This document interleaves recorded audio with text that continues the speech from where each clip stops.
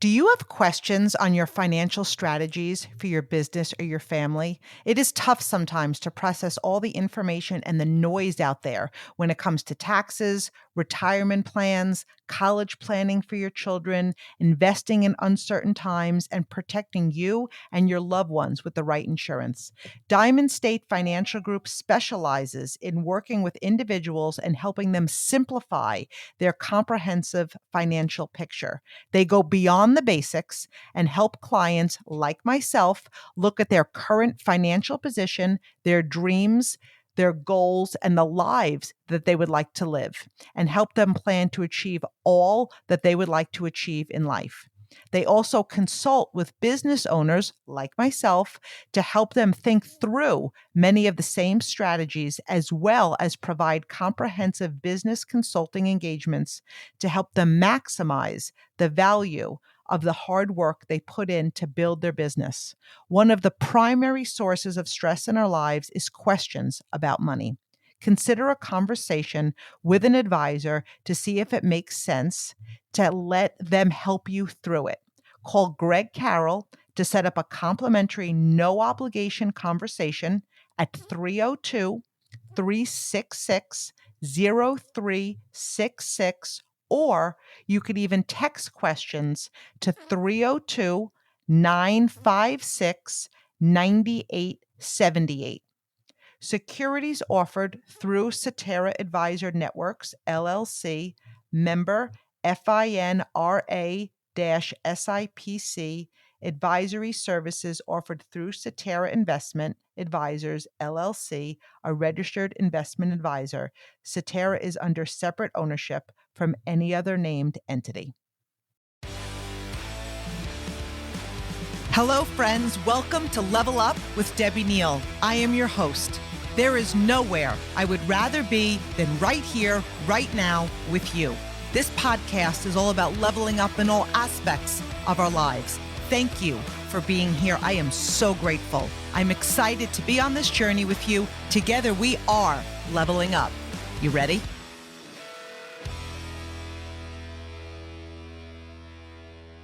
Hello, my Level Up family. I am so excited to be here with all of you today. I have a friend and I have a guest and I have a network marketing legend that we are going to be spending some time with. And before I give Wes Linden a proper introduction, I just want to give you guys a little bit of a background, because you know that I came back from Bulgaria in October speaking at the Mastermind event. And if you would have asked me in August if I was going to be there, I would have been like, I wasn't really familiar with the Mastermind event, to be very honest with you, before I went. And I've shared that on a couple of my podcasts.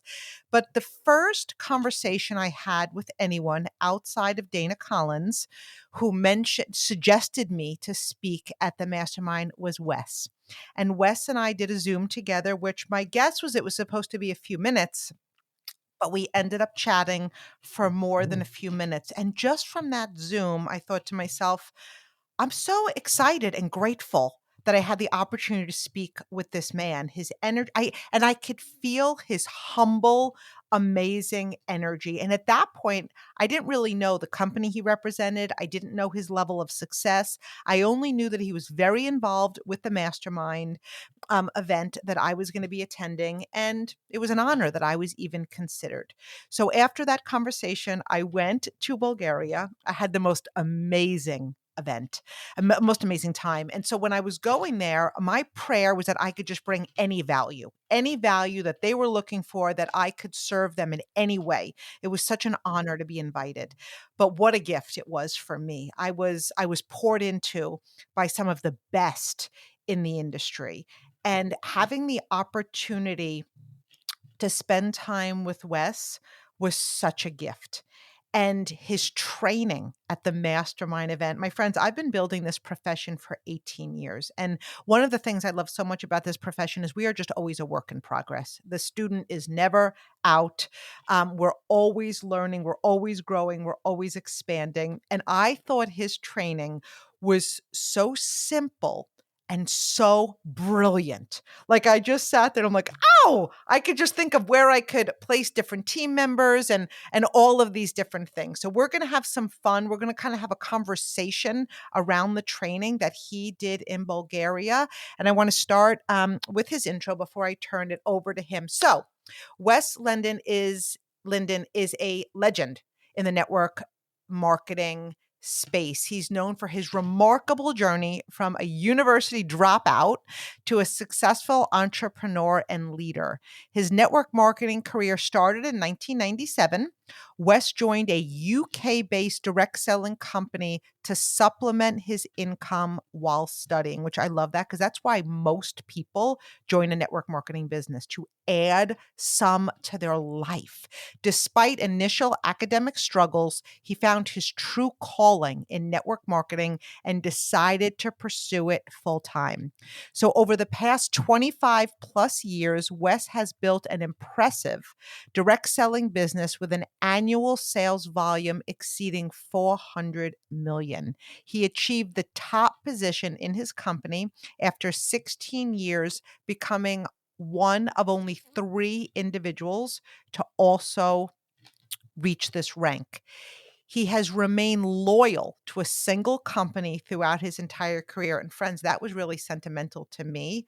Again, there's no right, there's no wrong, but I have been with my company for 18 years. And so to me, what this demonstrates is his commitment and belief in long-term focus. As an author, Wes has had several best-selling books on network marketing, including 79 Network Marketing Tips, The Prospecting Game, and Win the Room, and all of them have been best sellers. He's been sought after as an international speaker, having presented in over 20 countries with audiences up to 10,000. He's been a regular fixture at the prestigious Direct Selling Mastermind event, which I had the opportunity to participate in, serving as the MC for several years. In 2018, he was inducted into the Direct Selling Hall of Fame, becoming the first European to receive this honor.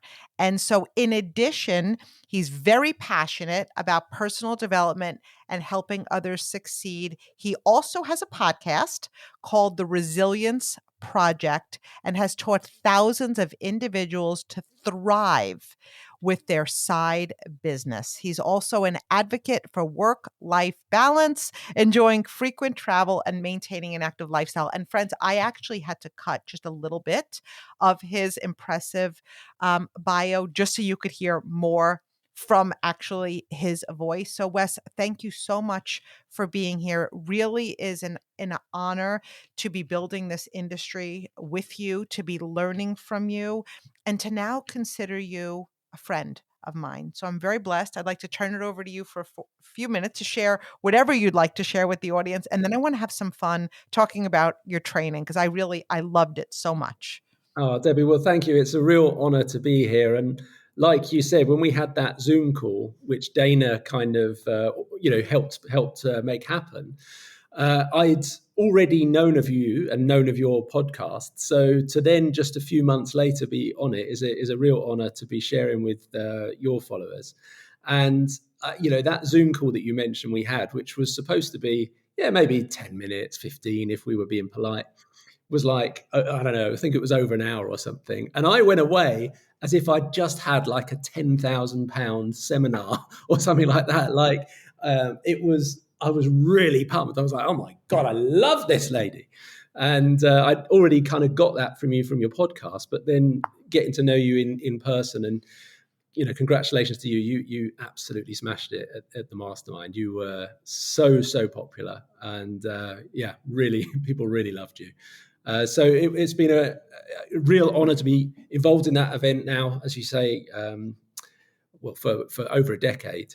And I think that's what really strikes me about the mastermind, that philosophy that, rather than us all as network marketers fighting over a slice of the pie, we can just build a bigger pie by working together and by supporting each other and by I try and give my best so that others benefit, and then others like yourself come in and you give your best, and then my team and others benefit. And I think that's just a really nice place for the profession to be in. And I'm delighted that you're part of that now as well. Me too, and I will tell you, listeners, this is something that this is an event that you really want to pay attention to, and you can follow Wes to get details, and we'll talk about how to follow him at the end of this podcast. But what I loved so much about that event, there was a variety of things that I loved, but I'm a really big believer. This is what I do for a living. This is my income. I'm very, very passionate about it. So what I loved is that when I sat there and I listened to all the other trainers, they weren't selling anything. They were there serving, and I don't sell anything. A podcast, I know Wes does a podcast also. It's not a moneymaker. I do this podcast to serve the industry. I'm so passionate about the industry that I want every single person in network marketing, and it's made entrepreneurs, it's people outside of network marketing that listen to it. I want every single one of us to thrive. And so this is something that you could plug into for free. So it obviously costs money to go to an event like that because it's a break-even thing. The money that's paid is just what it costs to put on that event. But you could go and know that you're not going to walk to the back of the room and sign up for thousands of dollars worth of coaching or buy all these things. What you're paying for, you're going to get 100 times more value than it costs. And that's just something that I had mad respect for. I felt incredibly safe there. I felt incredibly empowered there. And I would highly recommend this to anyone and everyone in the network marketing space. And at the end, also, Wes, if you want to talk about how people can find out about, and learn about this event, it's really amazing. It is back in Bulgaria next year. So what I would like to do is pivot a little bit and talk about Wes's training. I'm going to kind of turn his training into a conversation because I think it was the four different things that you talked about, it was like you could put your team into four different groups. And what I love so much about it is, yes, I immediately thought, oh, this person is here and this person is there. And it helped me see clearer because a lot of times in the network marketing profession, we want to help everyone, but we as leaders want to we need to help ourselves before anybody can help us. But also when you hear these, I want you to also be like, wow, I'm going to take a good hard look in the mirror and see where I am. Where do I fall? Because so often we are looking. The key to network marketing is becoming a leader and developing leaders and bringing people into your business. But we don't sponsor and enroll what we want. We sponsor and we enroll what we're being. This industry, this profession is all about becoming a leader and becoming that person that you'd want to follow. So Wes, I'd love to turn it over to you. Start with anything you want to say about your training, go into the A, and when you're done with the segment, we could go back and forth and have a little conversation before you go to the next one. Well, where this came from, this isn't something I've been trained on for a long time. It's something that, the spirit of the message is something that I've kind of always felt. And obviously we'll go into the message in a minute. But it really struck me a couple of months before the event when I was talking to a 25-year-old who is like a cousin, basically, who was basically telling me a little bit about their less than they weren't enjoying their kind of social life and in particular dating. Now I don't know why they were telling me, but there we go. And they were basically saying that they'd gone on 3, I think it was, really good dates with this person in the space of about 5 days, and they couldn't stop texting each other, and it was like, just surely one step away from marriage. And then suddenly this person wasn't replying to their messages, or they were taking 2 or 3 days to reply. They weren't committing to the next meeting and all that kind of thing. And I said, well, what do you think they're trying to tell you? And his response was, oh, well, they're just really busy. They've got a lot on at work. And I know they've had some stuff going on with their mum and this, and their dog's not being, And I was listening to all this. I was thinking, this sounds like lots of our distributors when they've got a new person that they've had a really good chat with, or a couple of chats, or they've come to the opportunity meeting or been on the webinar or whatever. They join the business, or they nearly join the business. And because they got good vibes from that person to start with, they can't let go of those good vibes. And so they cling on to that person for far too long. And sometimes they end up in our business, sometimes they don't.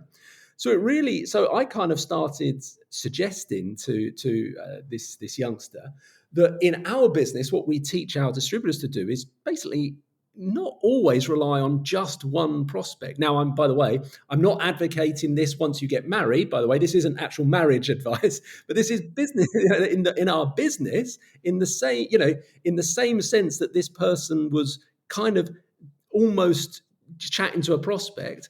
You've got to have other prospects, that you're talking to, other people in your team that you're focused on. And so I divided it up into A, B's, C's, and D's. Not particularly original, but A's, I'll tell you what they stood for. A stands for ambitious, aspiring, and active. So we know, I'm sure, who the A-listers are in our organization, whether or not they're in our team or we just see them in other parts of the organization.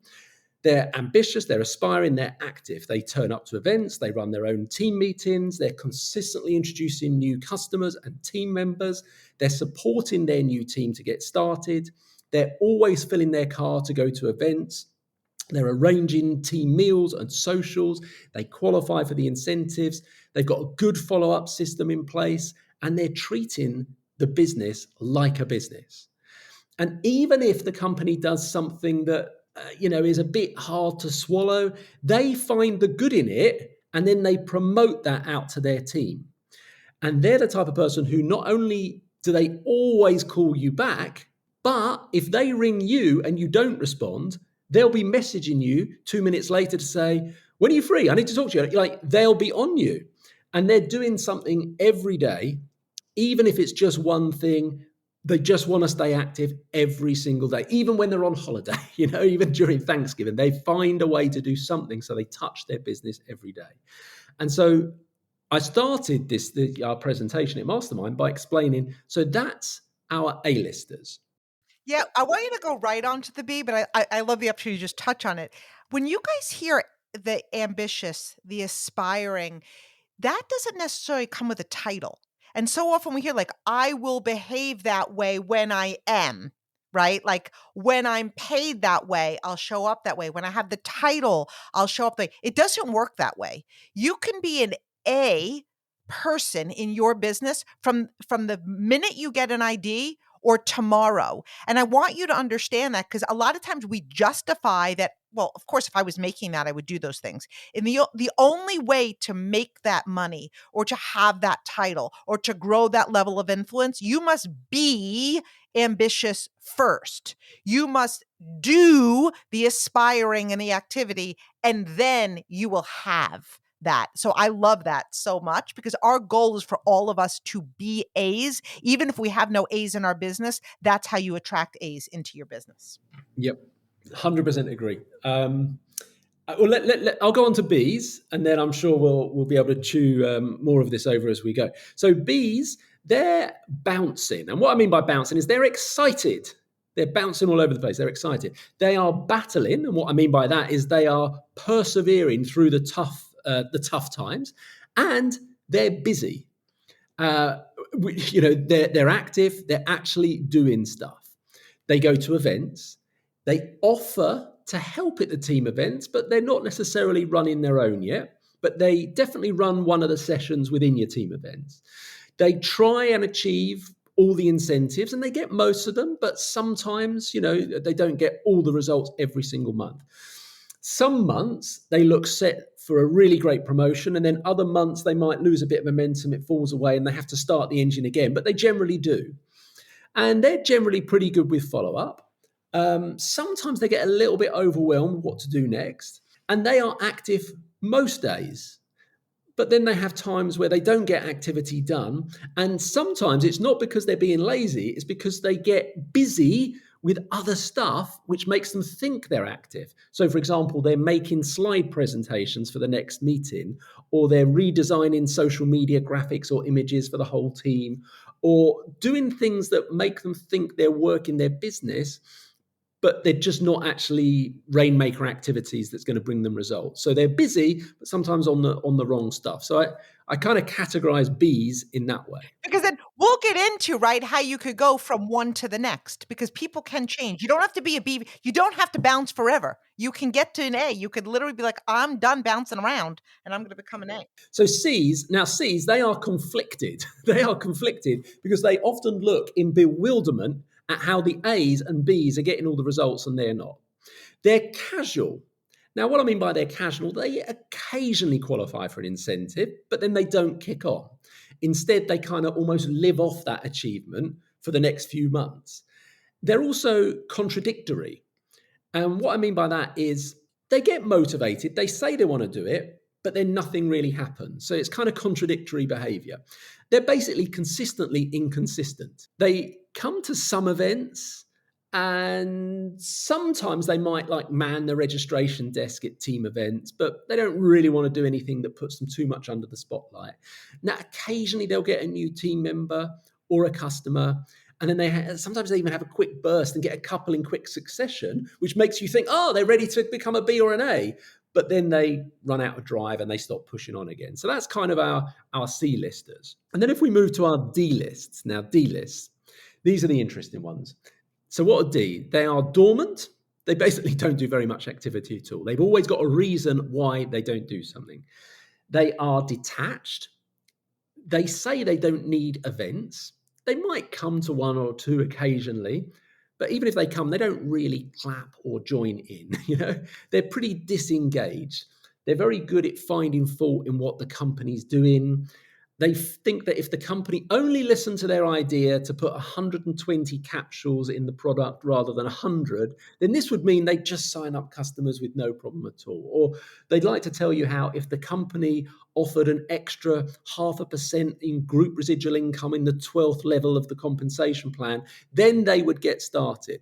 They're probably on, or maybe even they are the admin for, the WhatsApp group that they think that you don't know about.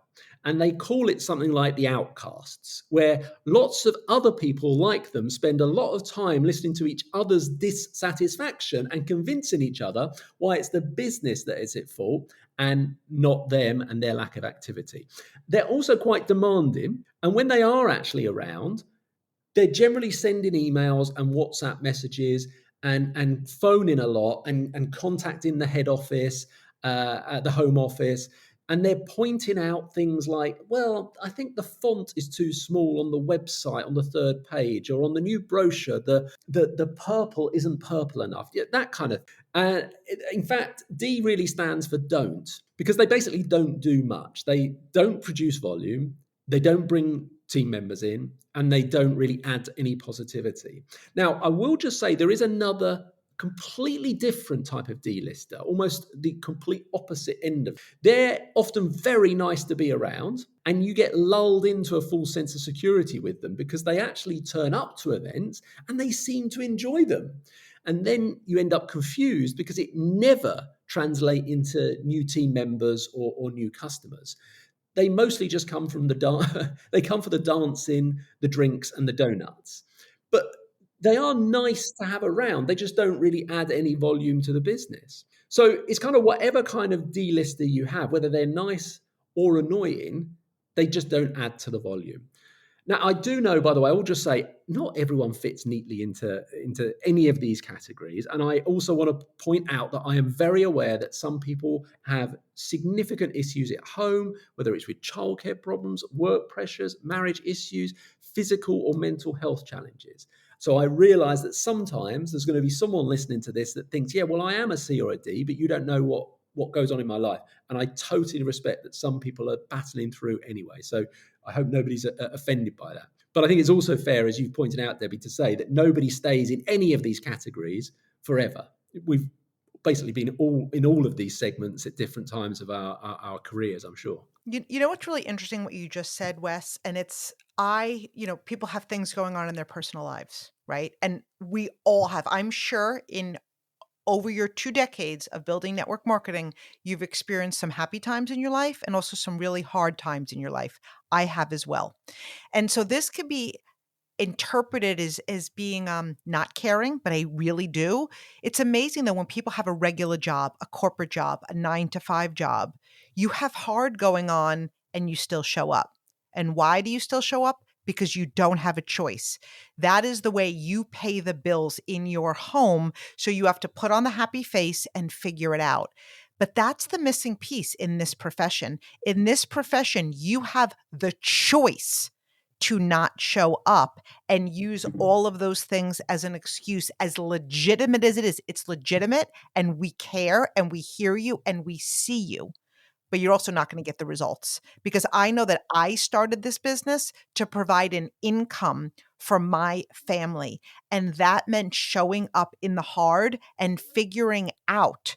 And when you learn that this business is not just about you, especially when you start leading a team, it's not fair for my team to pay the consequences of my life because they chose to follow me. So that could sting a little bit, but that is the reality of what it does take to move up your categories into an A. It doesn't mean that life is not going to happen. It just means you have to figure out how to compartmentalize it, because this business has the potential to be powerful, that when you do experience the really happy and the really sad, it can be there and you could be working off of the leverage that you've created, but you have to at some point choose to create that over an extended period of time, which builds influence, respect, consistency, and all of the things. So what I'd love to talk about now is, and you could touch on any point of your training, is now, like, people now see themselves. Like, here's where we are. When I went through your training, I was like, wow. I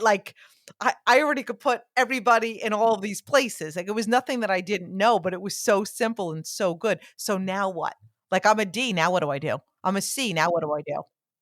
And look, this is the thing that all of us could even be all of those things in a week, in any one week, you know. Uh, and I recognize that myself. Where, you know, one of the things that I really try to make clear in the training is that as you're building a team, and I knew that people in the audience were categorizing, like you said there, Debbie, who in my team is this, and it was kind of a home truth, a difficult home truth for some people, that they realize if you are spending 80% of your time and on your C's and D's and only 20% on your A's and B's, then it means either you are being absorbed by the drama that comes with the C's and D's and desperately trying to, you know, well, they say they want to do it, it's like, always believe the behavior. People can say whatever they like. We should believe the behavior, not the words. And if their behavior is they're not producing activity and they're not doing appointments and they're not doing follow-ups and they're not turning up to events, then that's a clue. Then they're not ready to be an A and a B. But where I think so many of us, and I've done it, where you end up spending lots of your time on the C's and D's, 80%, 90% of your time on the C's and D's. And that either means that you are neglecting your A's and B's, who are really going for it and, you know, could do with some input and support and your kind of involvement. Either means you're ignoring them, or, and this is the harder truth, it means you haven't got any A's or B's. And that's, by the way, we've all been through this. I've been through periods where I've had to concede that the reason I'm spending so much time on C's and D's is because I haven't got any A's and B's. I haven't got any people turning up to the events or doing their own events or driving activity or, you know, doing all the things that we expect of A's. And so the big challenge for people here, and this is a mindset shift, is 80% of your time really should be on the A's and the B's. And if you don't have A's and B's, then 80% of your time should be spent on finding A's and B's, not promoting your C's and D's to A's and B's. This is what I find so many people do. They've got a little inactive team and they get on well. Maybe they like each other. Maybe they knew each other from school, whatever it is, but they're not producing any volume. They're not, but they just stick in there with those people. And ultimately their C's and D's, they're not going to build the business. And they then wonder, well, I'm supporting my team, I'm running events, I'm doing, yeah, but you're doing all that, but the people aren't actually producing any volume after it. They're not actually doing any rainmaker activity. And where people, I think, get stuck is that they, in their mind, they promote those people into the A's and B's. But the only reason they've done that is because they haven't got any A's and B's. So this is a bit of a hard truth, a home truth thing, realization that if I'm spending most of my time on C's and D's and people that fall into that category, then is it that I'm neglecting A's and B's, or is it that I don't have any? And if it's that I don't have any, then you need to redistribute your time into finding those people, because those are the people that with you are going to build your team and your leverage and your check in the long term. That's amazing. And so just my perspective and this after building this for 18 years, and I too have been guilty of that. We all have. I use this sometime, this skinny mirror analogy. I was in college and we have this thing called the freshman 15, like where you go and you gain 15 pounds. I think it was like the freshman 30. It looked like I ate my roommate for lunch. And I drank, I ate, and I had this mirror in my room that I knew made me look about 20 pounds less. You ever have those mirrors like, oh, this is a thin mirror? I knew that it was not serving me. I knew that when I looked in that mirror, I wasn't seeing the truth. I was seeing what I wanted to see. But then when I looked in any other mirror, I didn't like the way that I looked. And at some point, I had to get rid of that mirror and do what it takes to get back to my best self. And at that point, I had no idea what network marketing is, but that really makes me think of this. Sometimes we look at C's and D's because we're looking at the words, we're looking at the potential. Like I see potential in people, but that doesn't mean they're performing. And so it's not their future performance. It's just what we're seeing today. And what happens in my experience when we spend too much time on the C's and D's and avoiding looking in the skinny mirror, we start to fall out of love with our business. Then our business starts to feel hard. Then again, you become a sum of the five people you're hanging around with. So C's and D's, my guessing, they do complain, right? They have things, and then all of a sudden you're absorbing that stuff and you're becoming them instead of your team aspiring to be like you. So that's number one. Number two, Wes gave two examples. You either are not working with the A's and B's or you don't have them. My guess is that 99% of the time, you don't have them. Because when you have them, I know when I've got A's and B's that are really doing amazing things, I've learned how to give 1 hour to 30 people instead of 30 hours to one person. And I know how to put, certain people in compartments that I'm here to support you, but I'm not here to drag you. I'm a network marketing professional and leader, but I'm not a babysitter. I already have 4 children and they're all grown adults. So I guess one of the questions that people want to know, which we know the answer to, it's always about how do we, if we have a team full of C's and D's, how do we attract the A's and B's into our business, assuming we don't really have them? Because if we had them, we would be running with them. We would not be playing in the smaller pool. Yeah, absolutely. I had this conversation. It's actually, since this presentation, it's made it really easy for me to have more difficult conversations with my team, because I can almost point to the categories and ask them to find where they think they fall.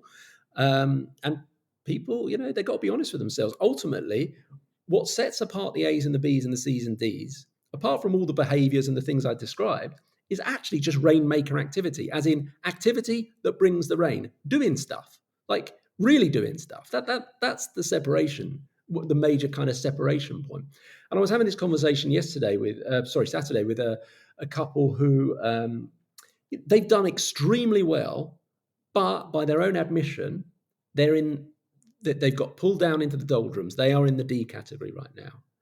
And so we just kind of spent some time going through some of that criteria as such and saying which of these currently is a behavior that you're kind of exhibiting. And they realized they're they're finding fault with stuff. They're always emailing the company, like the home office, about silly little things. They're getting caught up on compensation plan queries all the time. Just silly stuff, like it's just stuff that they never used to getting absorbed by. And one of the biggest things that they got caught in, and they realized it, and I'm glad you mentioned about the 5 people we surround ourselves by, is they've managed to get themselves into WhatsApp groups that are negative. So they are distributors or leaders or people that got to leadership positions who are now just complaining a lot. And now, of course, what happens is, because they think I don't know, but I've seen the screen. People send me screenshots. It's like, of course I know. Like someone says, "Oh, I think the company blah blah blah blah blah," and then everyone piles in and gives their own reason why they agree. And what happens is, you're reading all this, you're absorbing it. It's like sitting reading Twitter all day or watching the news all day. it's not going to take long for it to start to drag your mood down. So I didn't tell them they had to, but I was like, look, let's put it another way. If this was one of your team members you were speaking to, and they just told you that they were spending too much time in those type of groups, what would you hope that they did next? And they were like, well, probably leave the group. And I'm like, yeah. And they said, okay, we'll mute the group. And I'm like, no, that's like being half pregnant. Like you're either in or you're out here. Like if you mute it, it's still there. You know, you talked about your fat mirror and skinny mirror. I've been 20 kilos heavier in my life on two occasions. Both times I lost weight. I'm now not 20 kilos heavier, just in case anyone's wondering. But what I did as soon as I lost that weight, I threw those. I gave those clothes to charity because if I leave them in my wardrobe, I'm giving myself permission to fit back into them one day. And in exactly the same way, if you just mute those WhatsApp groups and you still turn up to the meetings and stuff, you're giving yourself permission to grow back into that person.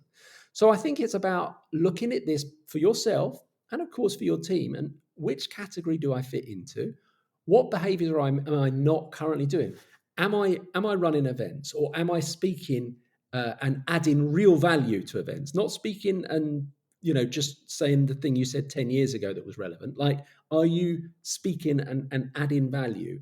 Are you volunteering to support those events? Are you filling your car with people to get to those events? Are you doing follow-ups? Are you going back to your no for now list, the people that you spoke to 3 months or 9 months ago or a year ago or whenever, to reconnect with them and show them what's better in the business now? Why is it now might be a better time? Are you displaying the behaviors that you would know are A and B list behaviors? And if you're not, then how can we change that? And that comes down to that person and their desire to make that change. I love that. So I do have a couple of questions for you outside of your training, but before we do that, is there anything about your training portion that we want to cover? Because I can guarantee you that people are just they're going to want more of these 4 categories and any single thing they could do to change and grow and evolve and level up. Sure. Yes. Well, look, I think again you almost touched on it, but I made this point in the talk I did at the mastermind, that one of the questions you often get from people that are normally in the frustrated category is, how do I motivate my team better? And I think what they're expecting is that you give them a script or something that you're going to read out on a Zoom and suddenly everyone's going to be motivated. And my point to them is that your team should be motivating you.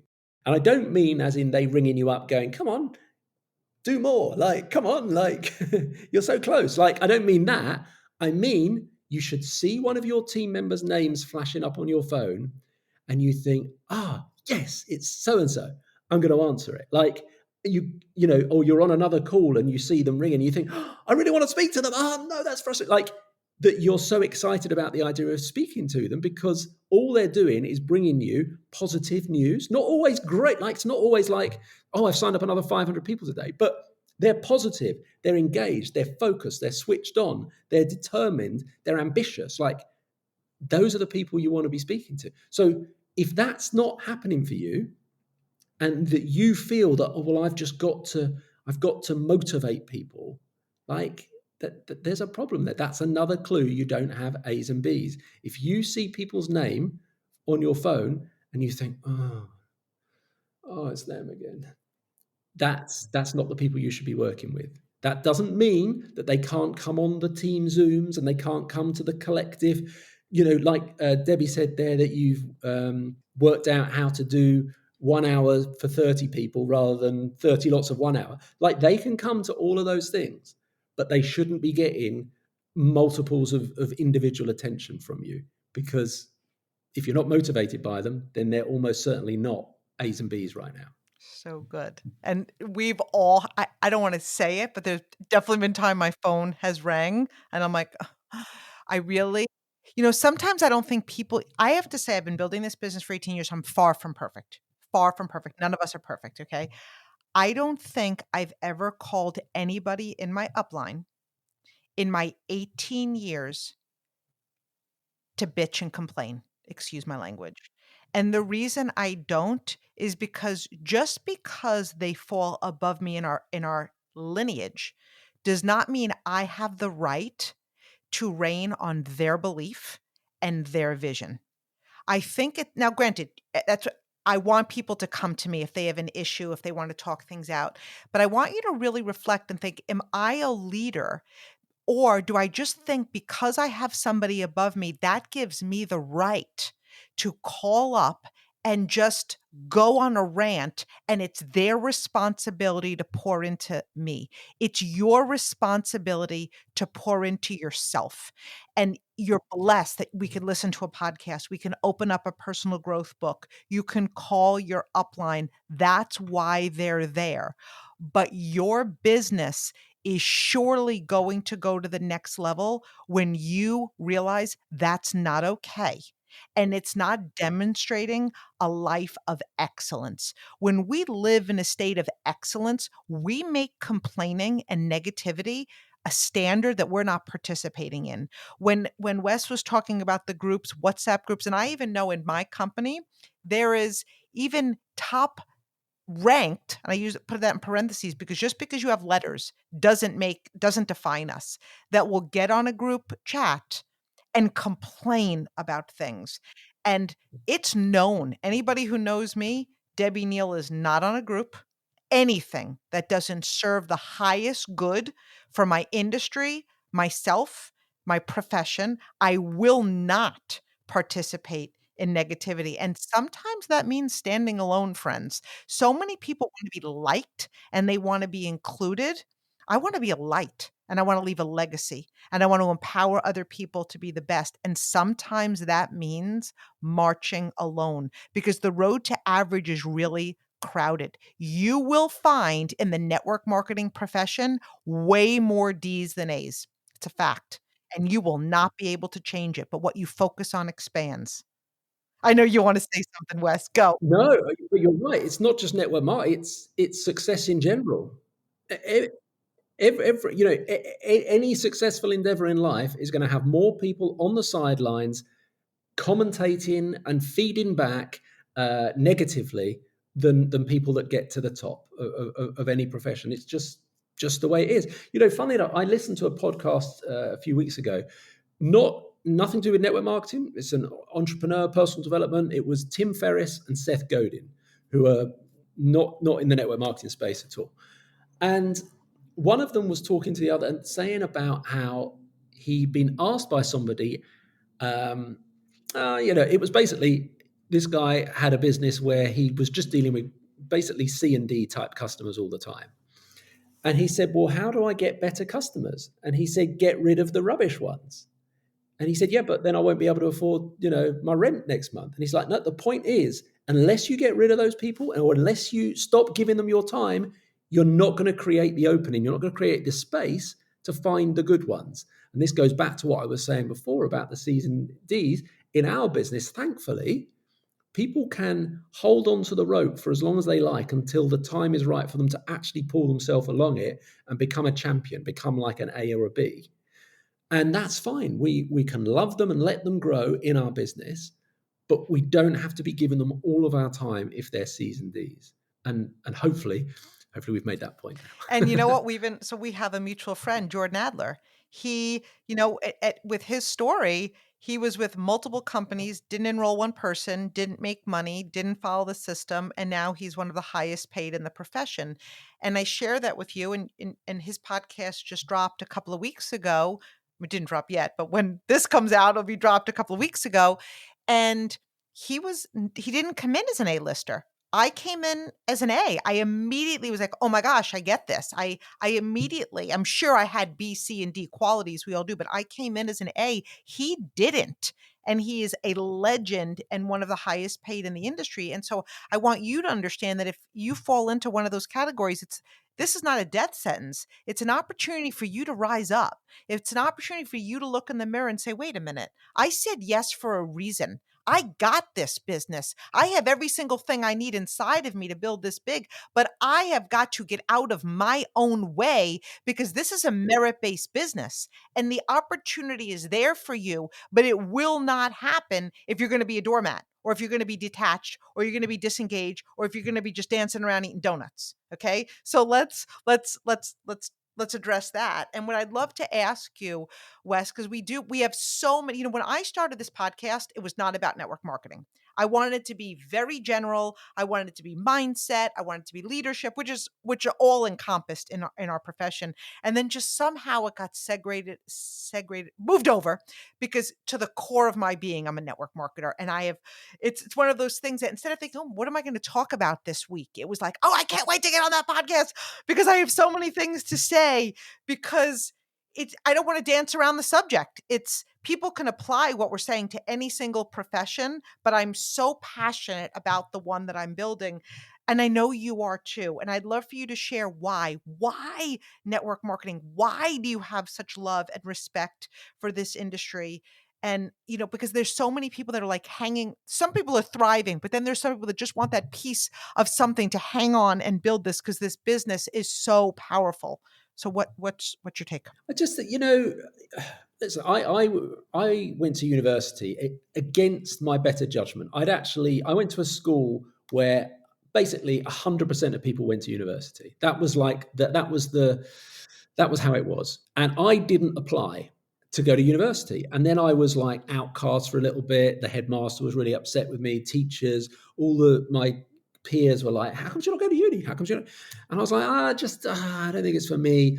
And then right at the last minute, literally right at the last minute, I bottled it and I applied to go to a university. And I went and I didn't like it and I failed my first year. And then I was well on my way to failing my second year.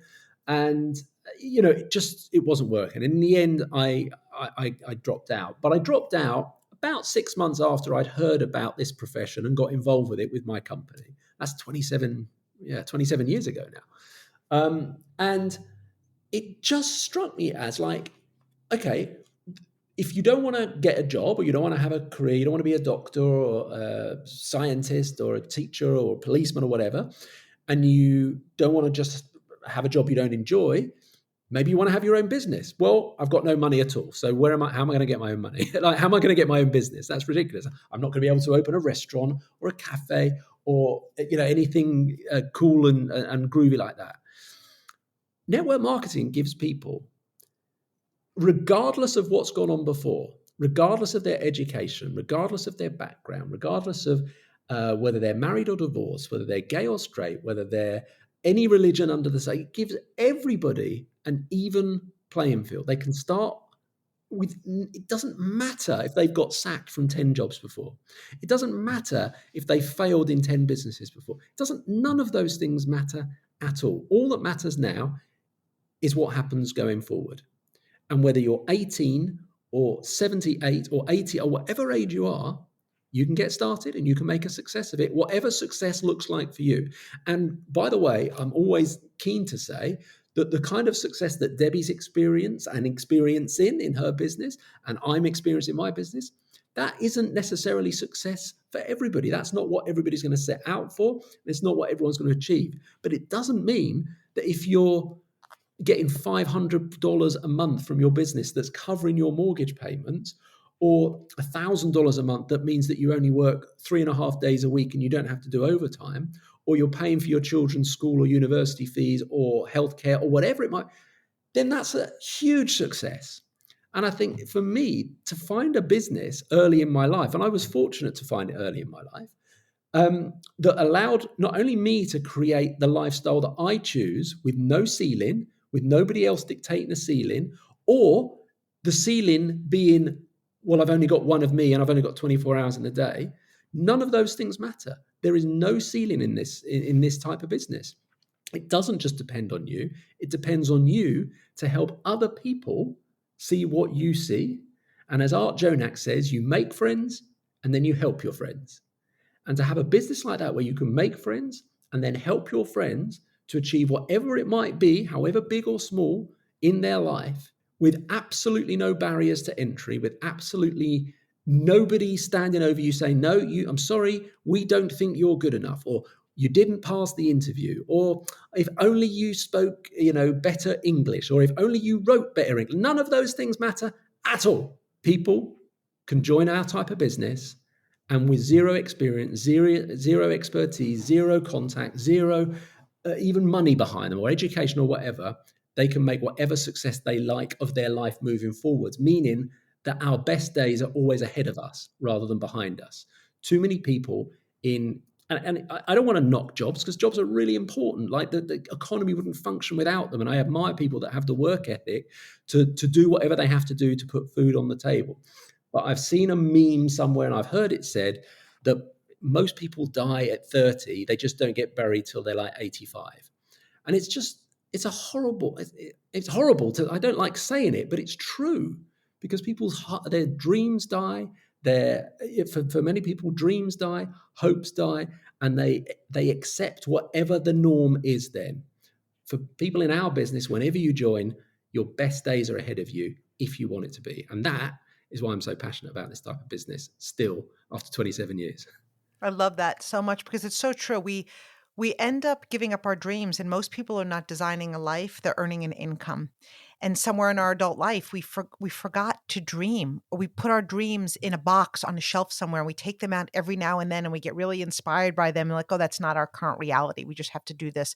We have one life and absolutely no dress rehearsal." And I know when I was introduced to this business model and my company, I felt something awaken inside of my soul, and I was like, "This is what I've been waiting for. This is what I've been building for. This is what I've been preparing my entire life for." So, I say one more quick question, but what are some top 3 tips you would give to success? Very, very, very good question.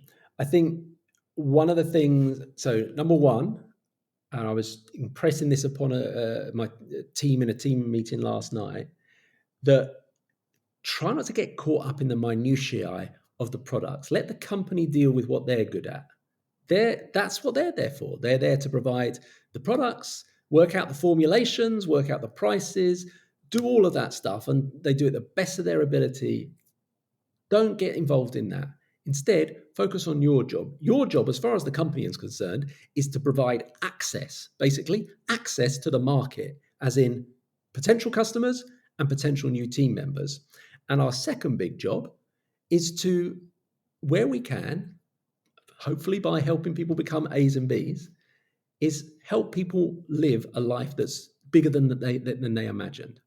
And I think that's an amazing responsibility and it's amazing power that we have in our hands to help people live a life that's bigger and better than the one they believed that they were on track for. And when you can think about that, you suddenly stop thinking about whether or not there should be an extra 20 capsules in the whatever ABC product or whatever, or they should have a chocolate protein powder as well as a strawberry one. Like, what we stop thinking about that, and focus on what the big picture of our business. So I would say that's number one. Number two is, with all of this, understand that timing is the most important thing. You know, as Debbie mentioned there, Jordan Adler joined about 12 different businesses before the time was right for him, before he was ready to listen and learn and put the effort in and grow and develop and do what he had to do.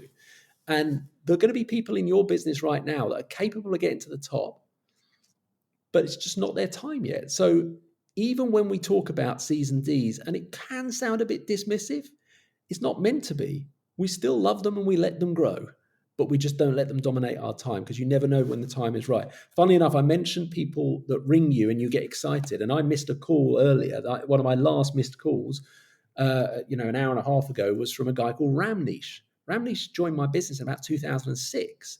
And then after 2 years, he disappeared off the planet. He literally ghosted me between 2008 and 2020.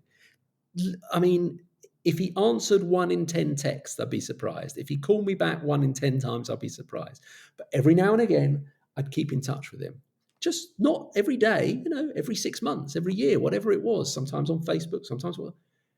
And then in 2020, the time was right for him. We got back in, he spoke to me again. And then in the last 4 years, he's been almost certainly one of the best, if not best performer in our company. He took over 50 people to the mastermind event in Sofia. Over 50. Well, 4 years ago, he wasn't talking to me. I mean, and so timing is the most important thing. So we concentrate on the people that are showing up and doing the Rainmaker activity now. And then in the future, if it's the time's right for other people, we shepherd them in and we work with them and love them as well, and support them to become the best they can be. So that would be number two. And number three is don't ask me for questions with three answers in, because I talk too much. And I'm going to tell you, number three, took me a while to learn this. Successful people and unsuccessful people dislike the same things generally, but successful people do them anyway.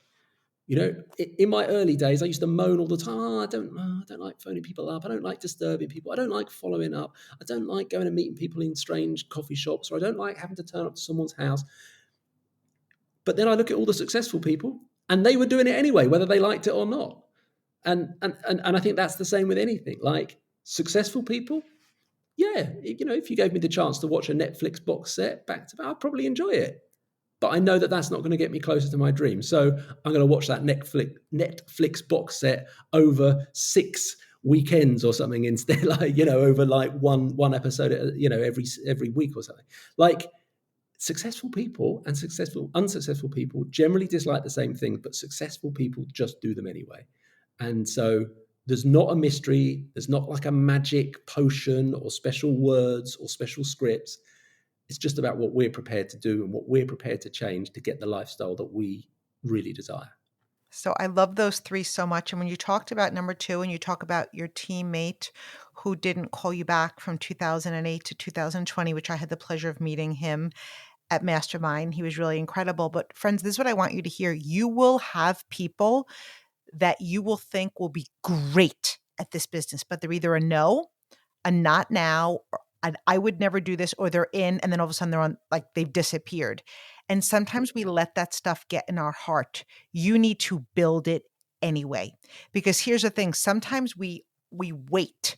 Gosh, if this person would just join. Wes built it anyway. And I can guarantee you if Wes would have stayed where he was or declined, his business declined because he had too many team members like that he allowed into his heart, that particular team member, I can't really guarantee it, probably would not have joined him. But the reality is we need to persevere. Commitment is doing what you said you were going to do long after the feeling you said it in his past. It's building it anyway. You know, I was asked not too long ago, I did a one-on-one with somebody, and she said, "What is the hardest part about what you do for a living?" And I thought, I really have to think about that because I really don't think what I do is hard. Now, with that said, I've had a lot of ups and downs. I've had a lot of learning experience. I've had a lot of opportunity to build resilience. I've had a lot of times I've actually fallen to my knees 4 times and said, what am I supposed to learn from this? Because this is really big. But I prayed for the next level. And when you pray for the next level, it doesn't show up in promotions and earnings. It shows up in challenges. Your next level will come from your struggle, your pain, your learning opportunity. My point is, he wouldn't have been back. I don't know if I got off that topic. He would not. Oh, she asked me what the hardest part about my business was. And I said, I paused for a bit and I said, probably the hardest part about my business is watching somebody that I believe in so much and I see them succeeding, watching them walk away from this business. And there's nothing I could do about it. I think that's the hardest part. Do you know why it's hard? One, we build relationships with people, but two, it's not just a person that walks away from my business. It's a future network of lives being changed because that person is either succumbing to their fears, their distractions, their limiting beliefs. They don't just stop building this for them. I want you to realize that when you persevere in this business, there could be somebody in a different state, a different country. You could have somebody that's not even born yet eventually be a top earner in your business, but you have to stick through the hard regardless of who comes in and out of your business. So I understand it hurts when somebody leaves my business for that reason. But the pain is, it's never about me and my earnings. It's about what that person can do to the lives of other people. And I feel that they either permanently or temporarily gave up. But I will tell you this, as much as it's challenging when they walk away, I'll build it anyway. My business does not depend on who's staying and who's going, and neither does yours or neither does anybody else. It depends on how big your vision, your belief, your commitment, and your love, not only for what you're building today, but for the legacy that you have the potential to build on. It's very powerful. We have it within us to help people basically change family trees, like literally change family trees, like help people who've never been able to go to university before. In anyone in their family, suddenly they can afford to send their kid to university or to medical school or whatever it is.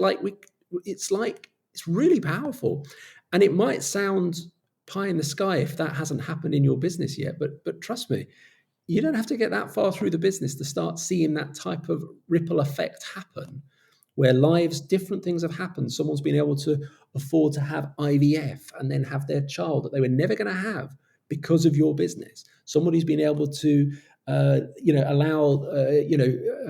support their parents through their, ill health or challenges or children or whatever it might be through our business. Like we really change people's futures and directions. It's really powerful. It's so powerful. So, Wes, thank you so much for being on here today. I feel very grateful for our Zoom. I feel very grateful for everything that happened in Mastermind. I feel really grateful that I was a part of it and very grateful that I got to know you and very honored that I consider you a friend. And so thank you for serving so many today, because I know this will not only be one that people listen to, but just such a great evergreen episode for people to go back and listen to. Where can people find you, and where can people learn more if they were interested in attending Mastermind? So my social media, I mostly hang around Instagram now, really, or LinkedIn, but mostly Instagram or Facebook is just my name, Wes Linden, WesLinden. And if you want to find out more about Mastermind, you can do so at mastermindevent.com. There is an event next year, next September, which I'm hoping that Debbie might come to as well, and be part of as a speaker again. And about 90% of the tickets have gone for that already. It was so popular in 2024 that, yeah. But still a chance, mastermindevent.com, and be great to see whoever wants to go there. Thank you so much, Wes. Everybody have an amazing day. I believe in you. It is absolutely time to level up and grow yourself and your organization to the A-list. Love you, friends. Bye.